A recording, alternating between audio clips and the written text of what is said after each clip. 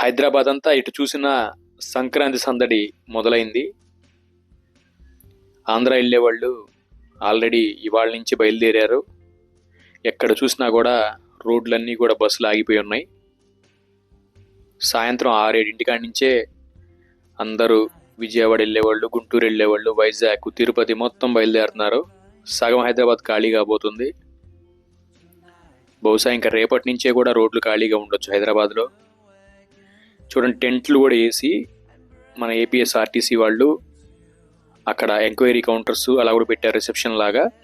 దాంతోపాటు ఇంత క్రౌడ్ని కంట్రోల్ చేయడానికి, గొడవలు కాకుండా పోలీసులు కూడా కాపలా ఉన్నారు చాలామంది. ఒకళ్ళు కాదు, ఇద్దరు కాదు, దాదాపు ఈ ఎస్ఆర్ నగర్ తర్వాత ఈ అమీర్పేట ఈ ఏరియా బస్ స్టాపుల్లో చాలామంది పోలీసులు పహారాలు క్యాంపులు కూడా పెట్టారు.